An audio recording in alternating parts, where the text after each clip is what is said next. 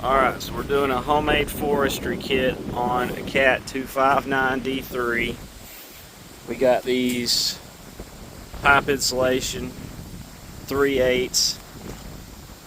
As you can see, you got a bare rail over there. It folds right around where the cab seals. And then on here I just use self-tapping screws. Ran it into that, sets on there. I've had these on here for 1,000 hours. And they were still sealed up. The belly pan stayed extremely clean. Makes a huge difference because there is every bit of a 1-inch gap between here and the cab. You can see where it was on there before, just self-tap screwed it in. That just folded right on there with the natural seam.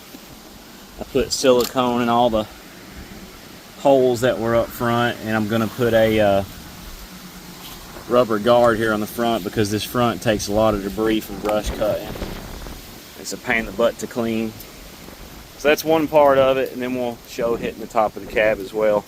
Makes a huge difference keeping the belly clean and lessening the chance of a fire if it builds up with a bunch of debris in there.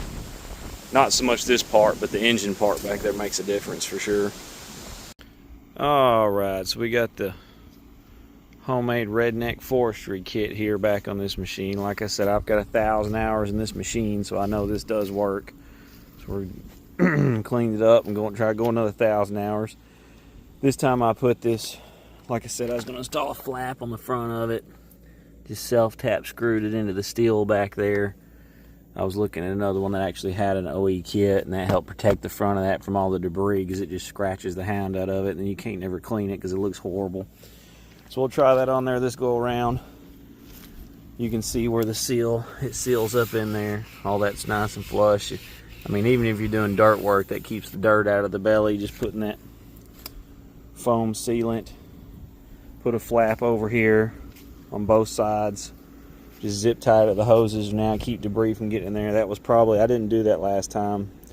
And that's where majority of the sticks was getting in. It wasn't bad though. And then on the top up here, I threw a flap that I can just grab and flip off. And I had a seal. I've got a seal in there to keep it from going down in there. That goes on top of the ECM.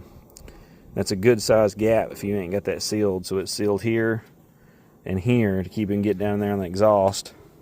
And then just throw that flat back in. And it'll collect on top of that, and then you can just knock it off kind of deal, is what I've learned with this machine. Which around your exhaust is the worst spot you got to work for catching on fire. I know they've got one of those heat wrap, exhaust wraps on the OE forestry kit I've seen on these. But this is just a cheap way, man, to try to keep the maintenance down on one of these. And then around this stinking bolt, I rednecked out. My wife said that's so redneck, but I'm sick and tired of trying to clean this out. This gets covered in mud and sticks around this horn. So I threw a little spray foam in there to fill that gap up. I'm going to see how that does. It'll be easier to clean that out because that gets so caked up. You will spend 20 minutes trying to clean that out on each side. So we're rednecking it and trying it and see if it'll help keep the debris down, because that drives me nuts. But other than that, really like the machine, man. Cat makes a dang good machine. This one's held up great, 1,000 hours, no major issues. So we're going to run it another 1,000, see how far we can get out of these tracks. Like I said, that's 1,000 hours on them, and they're doing great. I've never thrown a track. Everything's doing well with it. Ice cold AC. So I haven't had any engine overheating issues, and I've run this thing 100 rear weather with a brush cutter just all day long. And it's kept normal temps, which it's got a reversing fan. Haven't had any real issues, and it's a very productive little machine.